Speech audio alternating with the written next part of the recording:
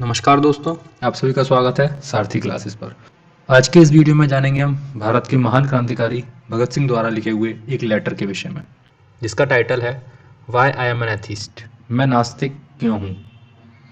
दोस्तों, भगत सिंह के जीवन की जो भी रिवोल्यूशनरी एक्टिविटीज़ रही हैं उनको तो हम सभी लोग जानते हैं, लेकिन कुछ चीज़ें ऐसी हैं जिनके विषय में हमें बड़ा कम पता है, जिनके विषय में हम बहुत कम जानते हैं। ये लेटर भी शायद उनमें से एक हो सकता है आपके लिए। तो मैं चाहूँगा इस वीडियो को आप पूरा देखें, जिससे कि आप इस लेटर के माध्यम से भगत सिंह के विचारों को समझ सकें।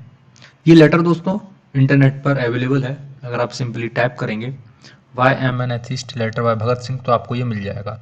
और मैं चाहूँगा कि आप इस लेटर को जरूर पढ़ें, जिससे कि आप भगत सिंह के विचारों को थोड़ा गहराई से समझ सकें। तो आइए दोस्तों शुरू करते हैं, देखते हैं इस लेटर में क्या क्या लिखा हुआ है। मैं कुछ भी इसमें अपनी तरफ से नहीं बताने वाला, जो भी पॉइंट्स इस लेटर में लिखे हुए हैं मैं आपको वही सिंपल थोड़ी सरल भाषा में बताऊंगा। यही मेरा उद्देश्य है।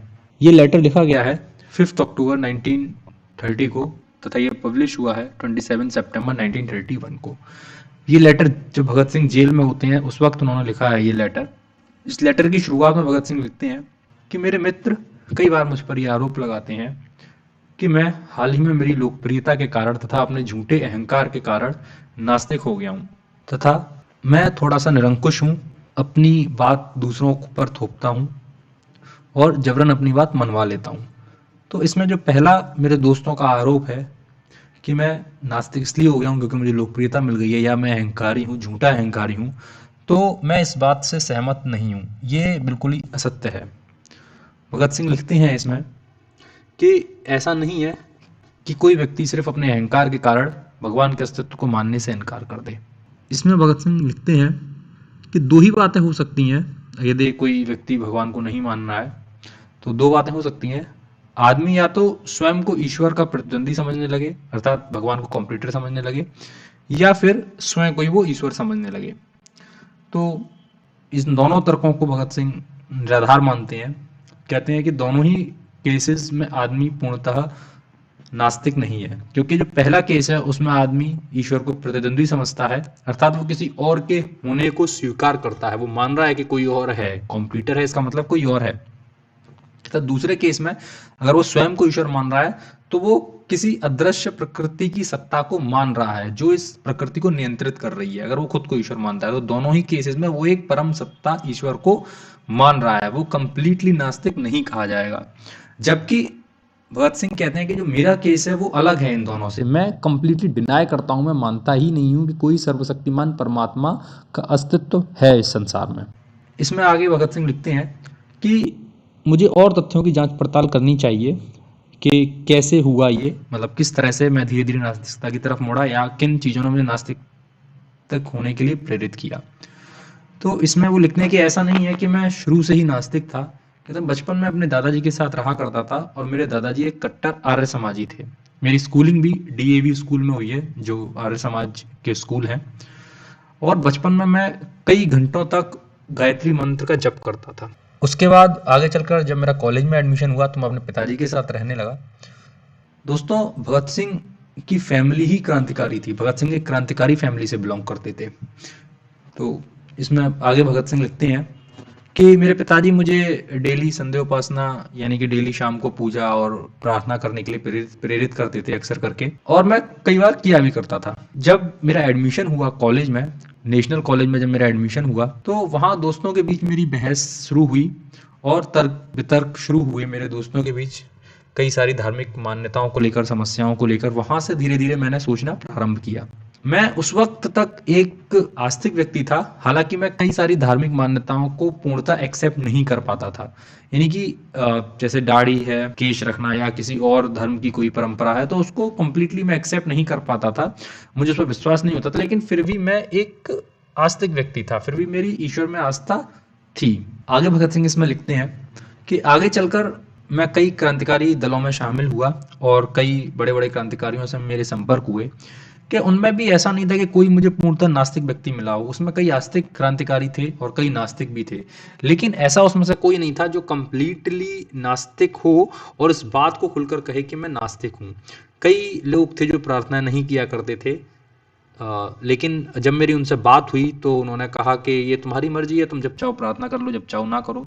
तो इन सब बातों से मैं अनसेटिस्फाइड रहता था। भगत भगत सिंह लिखते हैं कि मैं इन सब बातों से कभी सेटिस्फाइड नहीं हुआ। मेरा सीधा सा मानना था कि अगर आप नास्तिक हैं तो आप इस बात को कहिए कि मैं नास्तिक हूँ, अगर आप आस्तिक हैं तो आप कहिए कि मैं आस्तिक हूँ। लेकिन अनकहा नास्तिकता कोई नास्तिकता नहीं हुई। तो इसमें फिर आगे भगत सिंह लिखते हैं कि एक लाइन में इसमें से पढ़ना चाहूँगा जो बहुत अच्छी है। इसमें भगत सिंह लिखते हैं, एज इट इज़ मैं कोट कर रहा हूँ, हिंदी ट्रांसलेशन है ये।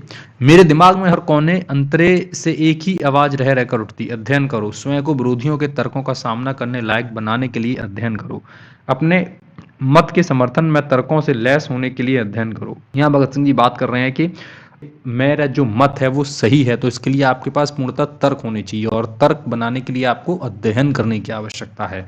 तो ये बात बिल्कुल सही है दोस्तों। भगत सिंह काफ़ी पढ़ते थे। जब भी वो जेल में जाया करते थे तो कई सारी बुक्स वो एक महीने में ही पढ़ दिया करते थे। और जो भी महान लोग रहे हैं वो सभी अध्ययन के ऊपर सभी लोग जोर देते हैं। तो आप भी जो है पढ़ाई करिए अपने फ्री टाइम में, बजाय इधर उधर गपशप मारने के अपने फ्री टाइम को यूज़ करिए, यूटिलाइज करिए और पढ़िए। अध्ययन से हमारे पास तर्क आते हैं, हमारे विचार खुलते हैं, हमें सोचने की शक्ति मिलती है। चलिए हम लौट के लेटर पर आते हैं। इसमें आगे भगत सिंह लिखते हैं कि जब वो अध्ययन शुरू करते हैं तो लिखते हैं, मैंने कई नेताओं को पढ़ा, बाकुनिन को पढ़ा, मार्क्स को पढ़ा जिन्हें हम सभी लोग जानते हैं, और लेनिन को पढ़ा जिन्होंने बोल्शेविक क्रांति की थी रशिया की, है ना, हम सभी लोग जानते हैं। कहते ये सभी इन सब लोगों को मैंने खूब पढ़ा और ये सब नास्तिक थे। तो ये जो पॉइंट है, इन लोगों को पढ़ने के बाद जब भगत सिंह के विचार बने तो वहां से भगत सिंह लिखते हैं कि वहां से मेरी नास्तिकता शुरू हुई। कहते हैं 1926 के अंत तक मैं इस बात का कायल हो गया कि सारी दुनिया को बनाने, चलाने और नियंत्रित करने वाली सर्वशक्तिमान परम सत्ता के अस्तित्व का सिद्धांत निराधार है। यानी कि 1926 में वो इस बात को एक्सेप्ट कर रहे हैं कि हाँ, वो बचपन से इस बात के लिए थे, विचारशील थे कि भगवान है या नहीं है, लेकिन वो कंप्लीटली नास्तिक नहीं थे। लेकिन 1926 में आके वो कंप्लीटली नास्तिक हो जाते हैं, कई पुस्तकों को पढ़ने के बाद और कई अध्ययन करने के बाद, विचार करने के बाद कि दुनिया कैसे चल रही है, कैसे हो रहा है सब कुछ। आइए आगे देखते हैं आपको इस चीज़ में और क्या क्या वो तर्क देते हैं। भगत सिंह आगे लिखते हैं, इसमें एक घटना का जिक्र करते हैं भगत सिंह जो मई 1927 में लाहौर की है। कहते हैं मैं एक पार्क से गुजर रहा था और सडनली मेरे सामने कई पुलिस वाले आ जाते हैं जो मुझे गिरफ्तार कर लेते हैं और कुछ महीने तक मैं जेल में रहता हूँ। और कई दिनों तक जब मैं जेल में रहता हूँ उसके बाद मैं वहाँ के लोगों से, जब पुलिस वालों से बात करता हूँ तब मुझे पता लगता है कि उन लोगों को मेरे ऊपर काकोरी दल से संबंधित होने के सबूत हैं। वो कहते हैं कि इस बात का उन्हें शक है मेरे ऊपर कि मैं काकोरी दल के लिए काम करता हूँ, और अगर मैं बयान दे देता हूँ उन लोगों के खिलाफ, जैसे जो एक बम विस्फोट हुआ था 1926 में दशहरे के दिन जो बम फेंका गया था, उसमें मैं शामिल हूँ, उस बम को फोड़ने में मेरी इन्वॉल्वमेंट है, तो अगर मैं सरकार की तरफ से मुखबिर बन जाता हूं तो मुझे जेल नहीं होगी और मुझे रिहा कर दिया जाएगा। लेकिन मैं इस बात को हंसी में टाल देता हूं तथा पुलिस वाले मेरे से कहते हैं कि मुझे फांसी भी हो सकती है और मुझे प्रार्थना करनी चाहिए अपने बचने के लिए, मुझे ईश्वर से प्रार्थना करनी चाहिए जिससे कि मैं बच सकूं। तो अब मैं तो नास्तिक था उस वक्त और मैं बिल्कुल भी इस बात से सहमत नहीं था कि अपने अच्छे दिनों में मैं भगवान को मानने से इनकार करूं, किसी भी ईश्वर को मानने से इनकार करूं और अपने बुरे वक्त में मैं ईश्वर को मानूं। यही मेरा एक टेस्ट था जिसमें यदि मैं पास हो जाता तो मैं अपने आप पर भरोसा कर पाता कि हाँ, मैं अपने मत में सही हूँ। तो ये ऐसा नहीं है दोस्तों कि भगत सिंह बस सिर्फ बातों में लिख दिया या कर दिया। आप समझ सकते हैं कि सोचिए आप जेल में हैं और आपके ऊपर चार्जेस लगाए जा रहे हैं, झूठे आरोप लगाए जा रहे हैं और इतना सब कुछ हो रहा है और आप उसे झेल रहे हैं, और उसके बाद कठिन समय में जो आप पहले अपने अच्छे दिनों में जो आप विचार रखते हैं, ठीक है ना, उन्हीं विचारों को अपने खराब समय में भी अगर आप फॉलो कर रहे हैं, उन्हीं चीज़ों पे आप अड़िग हैं, तो इसका मतलब आपके अंदर वाकई में कुछ दम है ना। भगत सिंह इसमें लिखते हैं कि यदि कोई व्यक्ति झूठे अहंकार के कारण, जैसा कि उनके मित्रों ने कहा है कि यदि झूठे अहंकार के कारण ईश्वर को मानने से इनकार करता है, तो ऐसे कठिन समय में जब व्यक्ति जेल में है और उसके ऊपर यातनाएं हो रही हैं, तो ऐसे कठिन समय में उसका झूठी अहंकारता कपूर की तरह उड़ जाती है, यानी कि वो तुरंत ही अपनी औकात में आ जाता है जो है, ठीक है ना। तो इसमें भगत सिंह लिखते हैं कि लेकिन मेरे साथ ऐसा नहीं हुआ, मैं बिल्कुल ही टिका रहा और मैंने बिल्कुल भी ईश्वर से प्रार्थना नहीं की। इसमें भगत सिंह लिखते हैं कि अगर व्यक्ति आस्तिक होता है तो निश्चित ही उसकी मुश्किलें आसान हो जाती हैं, ठीक है ना। और कई बार क्या होता है कि परेशानियां उसे खुश कर देती हैं, यानी कि परेशानियों को वो ये समझता है कि मैं परेशानियां सहन कर रहा हूं तो ईश्वर की मर्जी है, ठीक है, और वो इसको खुशी खुशी सहन भी करता है। लेकिन अगर आप ईश्वर को नहीं मानते हैं तो आपको जो भी परेशानियां आ रही हैं, आंधी तूफानों के बीच में आपको खुद के ही पैरों पर खड़ा होना है। आगे इस लेटर में भगत सिंह लिखते हैं कि यदि मैं ईश्वर को नहीं मानता हूं लेकिन मैं मानव समाज के लिए, मानव कल्याण के लिए अपनी जान देता हूं, तो बताइए मेरे पास क्या है प्राप्त करने के लिए। यानी कि बेसिकली वो पूछ रहे हैं, मतलब इस लेटर के थ्रू वो जो लिख रहे हैं उसमें वो पूछ रहे हैं कि बताइए, अगर मैं जब भगवान में मानता ही नहीं हूं तो मैं किस लिए दूसरों की लिए जान दूंगा, बताइए मुझे क्या रिटर्न में मिलने वाला है। जैसे कोई हिंदू है तो वो सोचेगा कि अगर मैं दूसरे के लिए जान दूंगा तो मैं, हो सकता है नेक्स्ट बर्थ में मुझे राजा बनने का मौका मिले या कोई और सुख भोगने का मौका मिले। यदि कोई मुस्लिम है, कोई ईसाई है, तो वो सोचेगा कि मुझे जन्नत मिलेगी और मैं वहाँ चीज़ों को भोगूंगा। लेकिन मैं तो एक नास्तिक हूँ, मुझे अगर मैं मर गया वो भी दूसरों के लिए, तो मेरे पास तो कुछ है ही नहीं, मतलब नेक्स्ट कुछ ऐसा है नहीं जो कि मुझे इसके रिटर्न में मिलेगा। तो क्या ये महानता नहीं है? क्या ऐसे व्यक्ति को, जो व्यक्ति मेरे जैसी सोच रखते हैं, जो क्रांतिकारी मेरे जैसी सोच रखते हैं, वो लोग अपना बलिदान देने के लिए तैयार हैं, तो क्या आप उनके बलिदान को एक कोरा झूठा अहंकार कहेंगे? तो इस बात पर भगत सिंह लिखते हैं कि मैं इसे कोरा झूठा अहंकार नहीं कह सकता। अगर व्यक्ति अपने मुश्किल दिनों में भी और यहाँ तक कि मरने के लिए तक तैयार है तो इसका मतलब उसमें निश्चित ही झूठे अहंकार के अलावा भी ऐसी कोई शक्ति है जो उसको दृढ़ बनाए हुए है, उसके विश्वास को दृढ़ता दे रही है, कोई ऐसी ताकत है उसके अंदर। आगे इसमें भगत सिंह लिखते हैं कि हमारे पूर्वजों ने सर्वशक्तिमान ईश्वर में विश्वास कर लिया और उन्होंने धीरे धीरे कई सारी चीजें ट्रांसफर करते गए। इसका मतलब ये नहीं है कि हम भी उन चीजों को एज इट इज एक्सेप्ट करें। अब हमारे सामने विज्ञान है, हमें कई चीजों के रहस्य खुलने लगे हैं, तो जरूरी नहीं है कि हमारे पूर्वजों में जो कुछ बताया वो सभी कुछ सही हो या हम उसे एज इट इज एक्सेप्ट करें। अगर उसमें कुछ त्रुटियां हैं तो हमें उन्हें ठीक करना चाहिए। भगत सिंह इसमें लिखते हैं कि हमारे पूर्वज जब कभी भी संसार की समस्याओं को सुलझाने की कोशिश करते होंगे तो निश्चित ही उन्हें अनसुलझी कई सारी चीजें रह जाती होंगी, और जब वो अनसुलझी चीजें रह जाती होंगी तो व्यक्ति उन अनसुलझी चीजों को अपने हिसाब से सुलझाने की कोशिश करता होगा, अपने हिसाब से एक मत देता होगा, जहां से दर्शन का विकास हुआ होगा, जहां से लोग दार्शनिक विचार देना, जब समस्याएं लोगों नहीं सुलझा पाते होंगे तो लोग उसे दर्शन के द्वारा दार्शनिक विचार उस पर प्रस्तुत करते होंगे, अपने अपने और अपने अपने हिसाब से उसको एक्सप्लेन करते होंगे। इसी के कारण इतने सारे विभिन्न धर्म इस संसार में प्रकट हुए, विभिन्न मत प्रकट हुए जो आपस में इतने विरोधाभासी हैं कि कई बार उनमें कट्टरता और शत्रुता भी बन जाती है।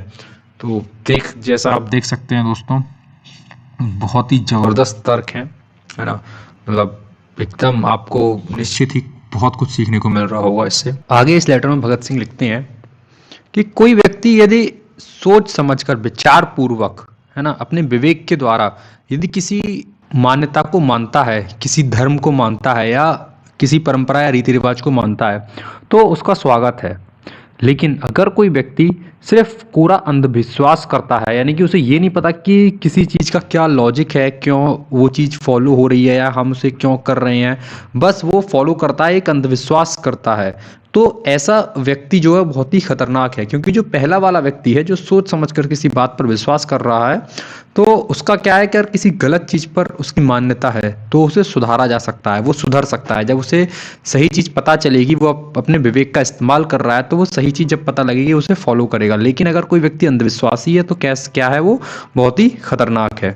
आगे भगत सिंह लिखते हैं कि अंग्रेजों का शासन यहाँ इसलिए नहीं है कि ईश्वर की इच्छा है ये, बल्कि इसलिए है कि उनके पास ताकत है और उनका हम विरोध नहीं करते। वो सिंपली कहते हैं कि अगर आपका ईश्वर है तो आप अपने ईश्वर से कहिए कि वो अंग्रेजों को यहाँ से भगा दे, अंग्रेज यहाँ से चले जाएं, उनके अंदर इस तरह से चीज़ को प्रकाशित कर दे, उनके दिमाग में ये चीज़ डाल दे कि वो लोग यहाँ से चले जाएं। वो क्यों इतने निर्दोष लोगों की हत्या कर रहे हैं और क्यों जुल्म कर रहे हैं, इतने लोगों पर इतने भुखमरी हो रही है, आखिर क्यों ईश्वर इसके प्रति कोई क्रिया नहीं करता, आखिर क्यों ईश्वर सबको सुखी नहीं कर देता। इसमें भगत सिंह लिखते हैं कि यदि कोई व्यक्ति ये कहता है कि ये सभी के ईश्वर की मर्जी से होता है या ब्रिटिशर्स हम पर ईश्वर की मर्जी से शासन कर रहे हैं, या ये जो चीजें हो रही हैं, जो भी परेशानियां मनुष्य को हो रही हैं, वो सभी भगवान की लीला है, या भगवान को इसमें आनंद आता है, या ईश्वर ऐसा चाहता है इसलिए ऐसा हो रहा है। तो उनसे मैं पूछना चाहूंगा कि जो रोम का शासक नीरो था, उसने तो केवल एक शहर रोम को जलाया था, और उसने बहुत, ऐसा नहीं है करोड़ों अरबों लोगों की जान ली हो, उसने बस कुछ जाने ली जो कि उसने रोम को जलाया। और उस त्रासदी को हम लोग आज किस तरह से याद करते हैं, वह जो आनंद वो ले रहा था रोम को जलाने के बाद, उसको हम किस तरह से याद करते हैं, उसको इतिहासकार किस तरह से लिखते हैं और किस तरह से उसका नाम याद किया जाता है, ये हम सभी लोग जानते हैं। उसे कितनी नफरत भरी नजरों से देखा जाता है। तो क्या आपका ईश्वर भी इसी तरह से है? क्या आपके ईश्वर का नाम भी हमें इस तरह से नहीं लेना चाहिए फिर? भगत सिंह आगे जिक्र करते हैं चंगेज खान का। कहते हैं कि चंगेज खान को भी हत्या करने में आनंद आता था, वो भी बड़ी हत्याओं को आनंद लेता था, हत्याओं में। तो अगर इसी तरह से ईश्वर इस संसार में जो साक्षात नर्क है, इसमें अगर आनंद लेता है ईश्वर इस दुनिया को बनाने के बाद, और इस दुनिया को जिस तरह से चला रहा है भगवान, जो कि साक्षात नर्क है, यहाँ पर हर समय हर व्यक्ति दुखी है, तो क्या आपका ईश्वर चंगेज खान और रोम के शासक नीरो जैसा नहीं है? क्या आपका ईश्वर इनसे अलग है? आगे भगत सिंह कहते हैं कि अगर ईश्वर है तो संसार में इतने दुख क्यों है, इतनी समस्याएं क्यों है? ईश्वर अगर सर्वशक्तिमान है, वो ईश्वर, तो वो सारी चीजों को 2 मिनट में तुरंत ही सही कर सकता है। वो उन चीजों को, वो सारी चीजें पलक झपकते ही सही कर देनी चाहिए उसे। आखिर क्यों दुखी जीवों को दुख देने में क्या मजा है ईश्वर को, अगर ईश्वर सर्वशक्तिमान है तो? और यदि वो किसी नियम से बंधा हुआ है तो फिर वो ईश्वर नहीं है। तो आप देख सकते हैं दोस्तों, एकदम तर्क जो भी है वो जो लिखा हुआ है इसमें, मैं वही आपको बता रहा हूँ, कुछ भी अपनी तरफ से नहीं बता रहा हूँ मैं। आगे भगत सिंह 3 प्रश्न करते हैं, 3 प्रश्नों को उठाते हैं।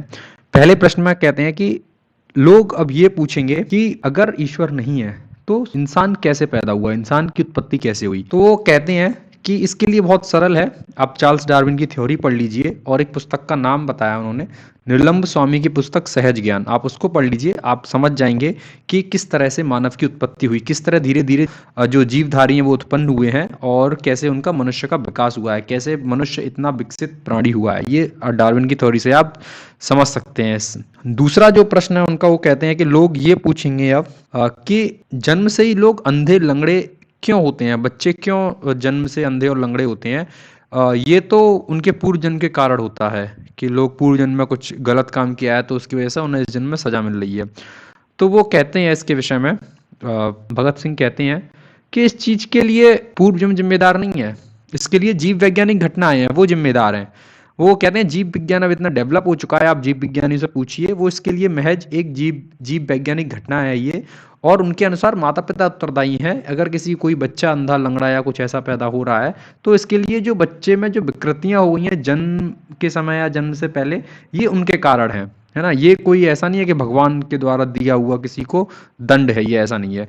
तीसरा एक और प्रश्न है जो भगत सिंह लिखते हैं इसमें, कि लोग ये पूछेंगे ठीक है, अगर भगवान ने इंसान की उत्पत्ति नहीं की तो फिर भगवान की उत्पत्ति कैसे हो गई, अर्थात भगवान इंसान ने ईश्वर को मानना कैसे शुरू कर दिया? तो इसके लिए भगत सिंह लिखते हैं कि जैसे लोग भूतों को और प्रेतआत्माओं में विश्वास करने लगे, ऐसे ही लोग ईश्वर में विश्वास करने लगे। और चूंकि ईश्वर एक व्यापक मान्यता है, तो उसमें लोगों ने कई दर्शन दिए अपने, और वो दर्शन विकसित हो गए और सब तरफ फैल गए, इसलिए लोगों ने उसमें विश्वास करना शुरू कर दिया। उसके अलावा कुछ और भी फैक्टर्स हैं जिसने ईश्वर को जन्म दे दिया, ईश्वर की सत्ता को स्वीकार लोग करने लगे। तो इसके विषय में एक विचार और है, वो लिखते हैं कि मेरी समझ में ईश्वर की उत्पत्ति मनुष्य की कमजोरियों से हुई है। जब व्यक्ति को ये पता लगा कि वो कुछ काम नहीं कर सकता, जब उसे अपनी कमजोरियों का एहसास हुआ होगा, तो उसने जो है उन कठिन परिस्थितियों में एक सहारा ढूंढा, और उसने जो है उसको ईश्वर का नाम दे दिया, और उसने कहा कि ये ईश्वर की इच्छा है इसलिए नहीं हो रहा, या इस तरह की चीजें रही होंगी। इसके अलावा खुशी के समय पर भी व्यक्ति अत्यधिक खुशी के कारण कहीं ऐसा ना हो कि दूसरे के ऊपर अपना प्रभुत्व जमाने लगे, या अत्यधिक घमंड में आने के कारण दूसरों का नुकसान करने लगे, समाज के लिए नुकसानदायक ना हो जाए। इन सभी चीजों से बचने का भी ईश्वर के रूप में एक उपाय निकाला गया मनुष्य के द्वारा, यानी कि मनुष्य को ये समझाया गया कि ये जो तुम्हारे पास बल है या तुम्हारे पास जो खुशियां हैं या तुम्हारे ऊपर जो भी चीजें, ये सभी ईश्वर की दी हुई हैं और तुम एक ईश्वरीय नियम में बंधे हुए हो, जिससे कि व्यक्ति एक निश्चित सीमा में रहे और वो समाज के लिए खतरा न बन जाए। तो इन्हीं सभी चीजों के लिए ईश्वर नामक चीज का इस्तेमाल किया गया। इन्हीं सभी नियमों को अपने मनमाने तरीके से चलाने के लिए ईश्वर जैसी चीज की संकल्पना की गई मनुष्य के द्वारा। तो आप देख सकते हैं दोस्तों कि इसमें कई सारे तर्क हैं जो भगत सिंह ने अपनी नास्तिकता को लेकर दिए हैं। अब इस लेटर के अंत में भगत सिंह लिखते हैं कि एक व्यक्ति ने उनसे कहा कि अभी तुम नास्तिक हो, लेकिन जब अपने जीवन के अंतिम समय में पहुंचोगे तब तुम ईश्वर को निश्चित ही मानने लगोगे। तो उसके जवाब में भगत सिंह कहते हैं कि नहीं, ऐसा नहीं होगा। मैं इतना पस्त हिम्मती व्यक्ति नहीं हूँ, मैं इतना स्वार्थपूर्ण व्यक्ति नहीं हूँ कि मैं अपने छोटे से फायदे के लिए या मतलब अपने अंतिम समय में डर जाऊं मैं और जो है ईश्वर को मानना शुरू कर दूं। ऐसा कभी नहीं होगा। और जो पहले जिस प्रश्न के साथ इस लेटर की शुरुआत होती है उसको भगत सिंह लास्ट में लिखते हैं कि अगर मेरे दोस्त, मेरे मित्र इस चीज को मेरा अहंकार, झूठा अहंकार मानते हैं, मेरी इस नास्तिकता को, तो वो माने, कोई दिक्कत नहीं है, मैं इसके लिए राजी हूँ। तो देख सकते हैं आप दोस्तों कि बहुत ही अच्छे से ये लेटर लिखा हुआ है। इसमें अपने सारे विचार भगत सिंह जी ने जो है प्रस्तुत किए हैं और मुझे उम्मीद है कि मैंने बड़ा शॉर्ट में आप लोगों को ये बताने की मेन पॉइंट्स बताने की कोशिश की है, जिससे कि आप समझ सकें उनके विचारों को। और जो भी गलतफहमी अक्सर सोशल मीडिया साइट्स पर प्रचारित होती रहती हैं, उन्हें आप सही और गलत का फैसला कर सकें। तो चलिए दोस्तों, इसी के साथ सारथी चैनल को सब्सक्राइब कर लीजिए, जिससे कि इसी तरह की और वीडियोज़ आपको मिलती रहे। नमस्कार दोस्तों।